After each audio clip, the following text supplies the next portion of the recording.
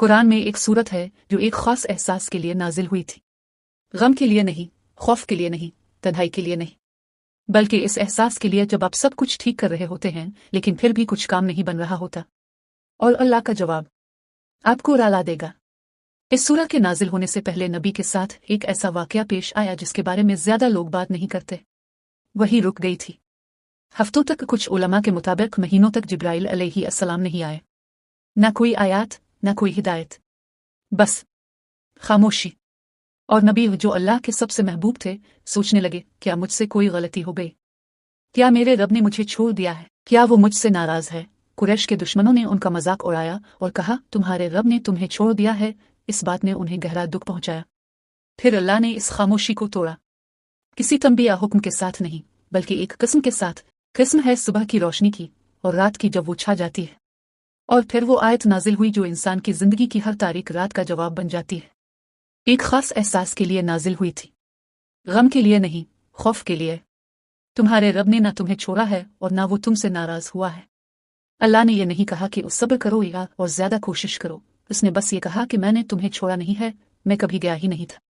अल्लाह ने उन्हें कोई 5 कदमों वाला मंसूबा नहीं दिया, बल्कि उनकी अपनी जिंदगी की तारीख को दलील बना दिया। गोया फरमाया, अपनी जिंदगी को देखो, देखो मैंने पहले तुम्हारे लिए क्या किया है। मैं इस वक्त भी तुम्हारे साथ था, तो अब क्यों तुम्हें छोड़ दूंगा? अल्लाह अपने नबी की जिंदगी की कहानी ही याद दिलाता है। रात का मतलब ये नहीं कि वो चला गया है, खामोशी का मतलब ये नहीं कि वो नाराज है।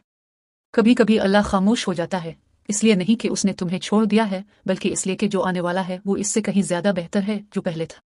और आखिरत तुम्हारे लिए पहली जिंदगी से बेहतर है।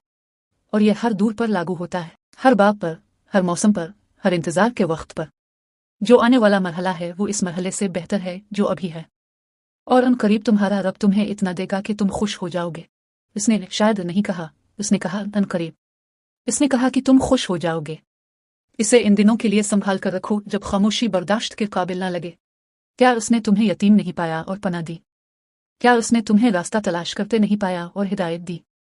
क्या उसने तुम्हें मोहताज नहीं पाया और गनी कर दिया?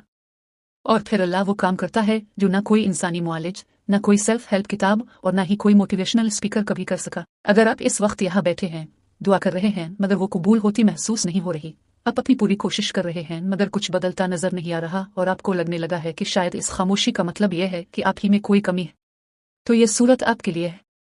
यह सिर्फ एक याद दहानी नहीं, बल्कि ऐसे है जैसे अल्लाह इस हिस्से से बराह रास्त बात कर रहा हो जो अंदर से डरता है कि शायद इसे भला दिया गया है।